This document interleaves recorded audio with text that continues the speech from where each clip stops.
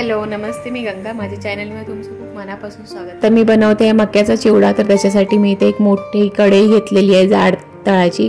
त्याच्यामध्ये 1-2 चमचे होईल एवढं तेल घातलेलं आहे आणि त्याच्यामध्ये आता मी हिरव्या मिरच्या कट करून घातलेल्या आहेत आणि कढीपत्ता घातलेला आहे बराचसा. आणि तो आपल्याला ह्या तेलामध्येच परतवून घ्यायचा आहे छान कुरकुरीत होईपर्यंत. आणि मिरच्या पण छान फ्राय होतील अशा भाजून घ्यायच्या आहेत.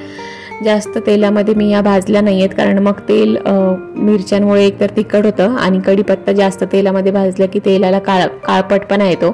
तर त्याच्यामुळे हे मी अशा प्रकारे 2 चमचे तेलामध्ये ते कढीपत्ता आणि मिरची भाजून घेतलेलं आहे. आणि आपण बाजूला तेल ठेवून त्याच्यामध्ये मी सुकं खोबरं, त्याच्यानंतर शेंगदाणे आणि आपले डाळे आणि थोडेसे काजूचे तुकडे असे ते फ्राय करून घेतलेले आहेत आणि ते पण ह्या मी कढीपत्त्यामध्ये घातलेले आहेत आणि ते पण आपण जरासे परतवून घेऊया.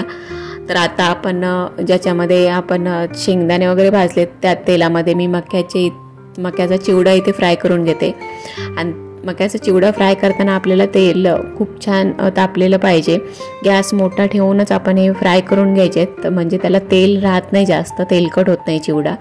नाहीतर जर आपण गॅस कमी जास्त करत राहिलो तर मग मक्याचे जे आपण मक्याचा चिवडा आपण भाजतो तर त्याच्यामध्ये तेल खूप राहतं आणि मग चिवडा खूप तेलकट होतो. तर त्याच्यामुळे आपल्याला हे मोठ्या गॅसवर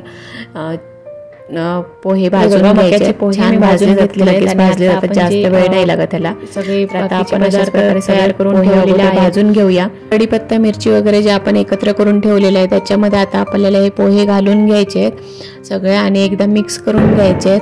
तर इथे मी छान असे मिक्स करून घेणार आहे. तर त्याच्या अगोदर आपल्याला ह्याच्यामध्ये मसाले ॲड करायचे आहेत. तर इथे मी मसाल्यांमध्ये लाल मिरची पावडर 1 चमचा घेतलेला आहे, हळद अर्धा चमचा घेतलेला आहे, आमचूर पावडर अर्धा चमचा घेतलेला आहे, 2 चमचे पिठी साखर आणि चवीनुसार मीठ घ्यायचं आहे. आणि हे सगळं मिक्स करून आपल्याला या पोह्यांमध्ये घालून मग सगळे पोहे व्यवस्थित मिक्स करून घ्यायचे. बघा छान असा आपला कुरकुरीत मक्याचा चिवडा तयार झालेला आहे.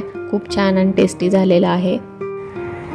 तर आजची ही रेसिपी तुम्हाला कशी वाटली ते मला नक्की कमेंट करून सांगा. आणि जर आवडली असेल तर व्हिडिओला लाईक करा, शेअर करा आणि माझ्या चॅनलला जर तुम्ही अजूनपर्यंत सबस्क्राईब केलं नसेल तर प्लीज सबस्क्राईब करायला विसरू नका. सोबतच बेल आयकॉन पण प्रेस करा, म्हणजे मी जे पण व्हिडिओ अपलोड करेन त्या सगळ्या व्हिडिओचं नोटिफिकेशन तुम्हाला मिळेल आणि तुम्ही माझे सगळे व्हिडिओ बघू शकाल. थँक्यू.